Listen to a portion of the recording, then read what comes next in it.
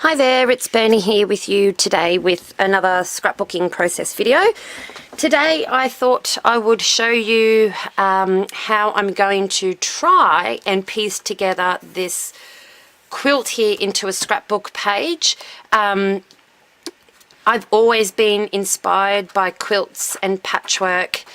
I have a ton of fabric in my house and all the haberdashery paraphernalia that goes with that. And I've been collecting this magazine and a few other crafting magazines for a long time now. And because I haven't really done any sewing lately, I thought I'd use some of these magazines to find some inspiration. So I just picked this up this morning downstairs. This is an awesome magazine. It's called Patchwork and Quilting.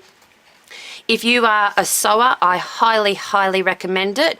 It's a beautiful magazine with tons of inspiration.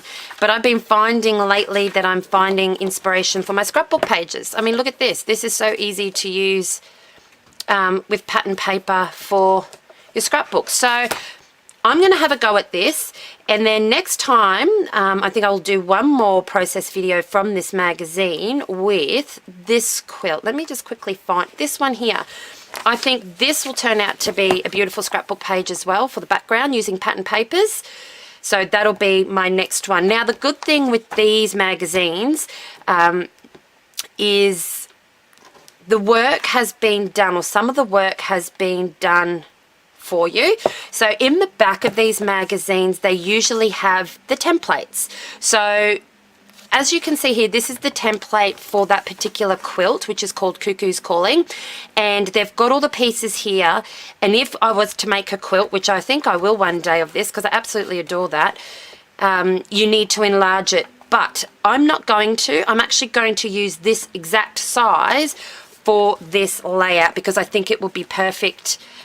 Just perfect size. I was thinking if I wasn't going to use that template to actually use some of my goods. So like I've got these storage containers and I thought I was going to perhaps using another cardstock draw in a circle and then create bigger, a few of those, and then using a ruler I was going to draw in lines and cut one out and use that as a template. So that is another way to do it if you don't have a quilting magazine.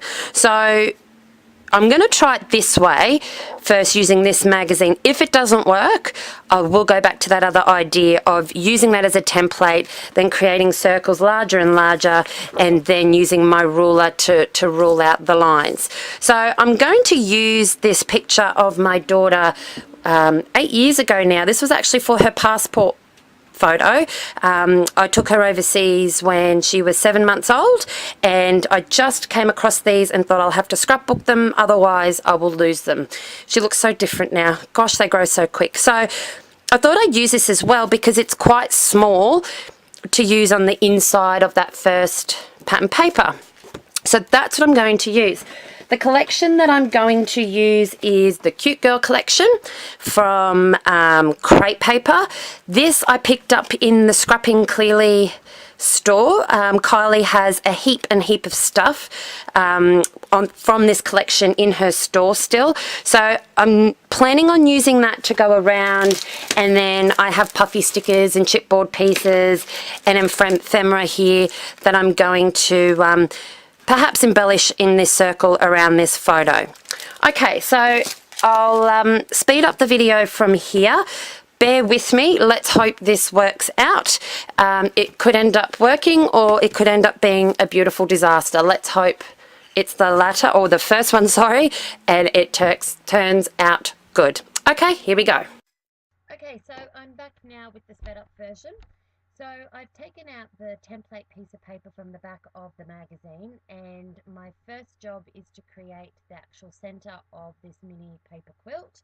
So I'm just using this gorgeous plaid yellow piece of paper from the Cute Girl collection, but then I noticed that the circle in the actual original template was just a little bit too big. So it was easy just to grab my pen holder there that you saw before and trace around that and use the circle from that to create the centerpiece. So I just double checked there in the magazine exactly what I need, and I need all three of those pieces there that you can see.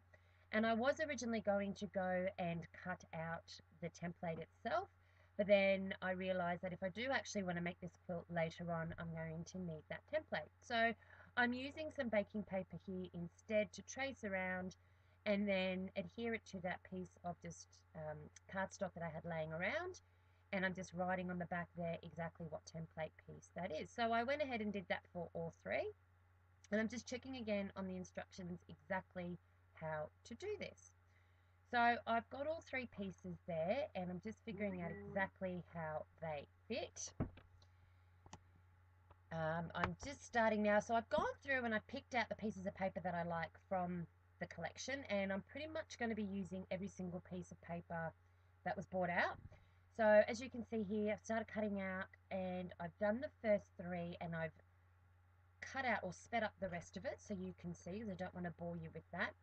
So after doing all of that, I then realized that that piece was just way too big. So I went back and I trimmed off approximately half a centimeter. I think it was, yeah, half a centimeter or 1/4 of an inch off each of the sides to create a smaller template. So then I had to go back and recut all the pieces for the smaller one and hope and pray that that was going to work. And there it is. It was working. So big relief, because I was starting to sweat bullets there to thinking that it wasn't going to work, this great idea, but it does. You know, it now fits right inside that 12 by 12.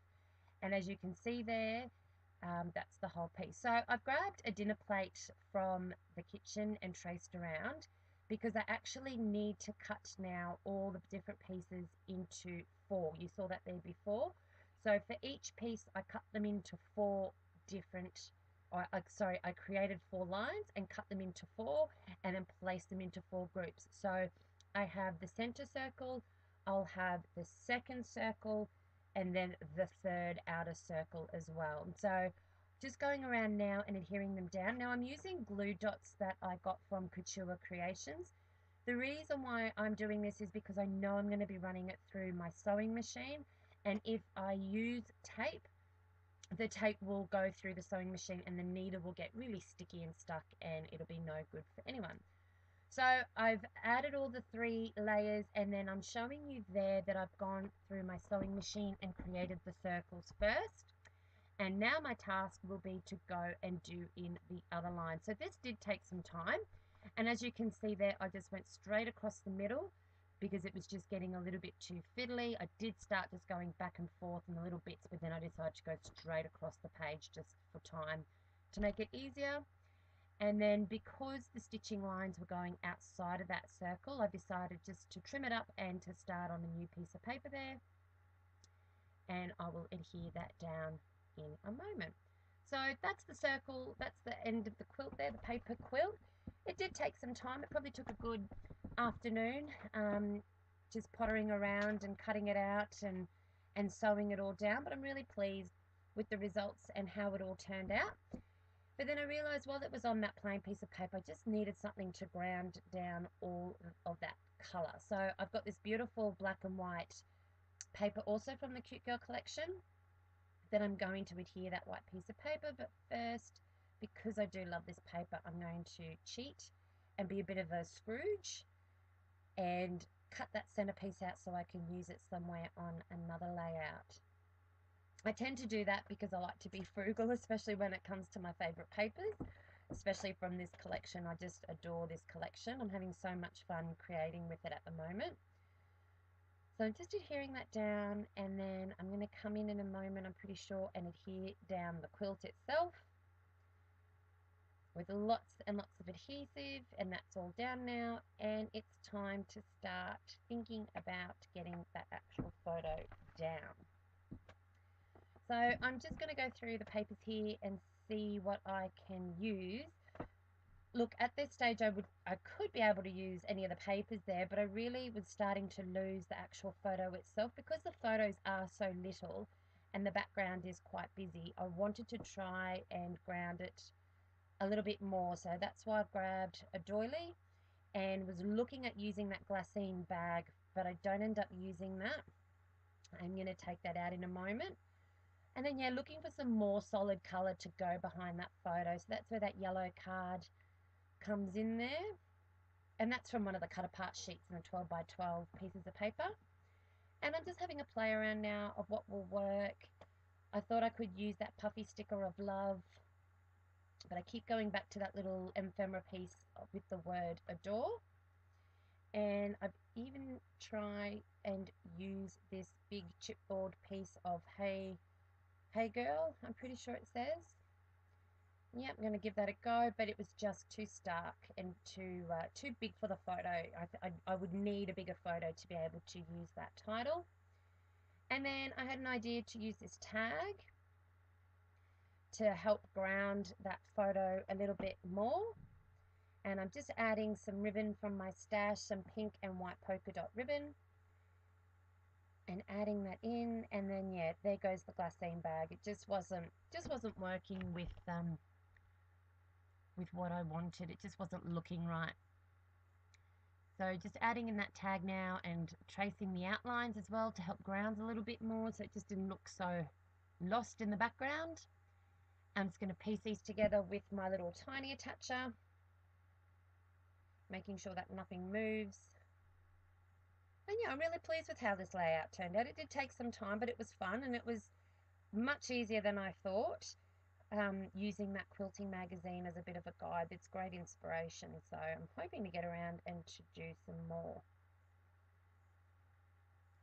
So just using my double-sided adhesive, whacking that down,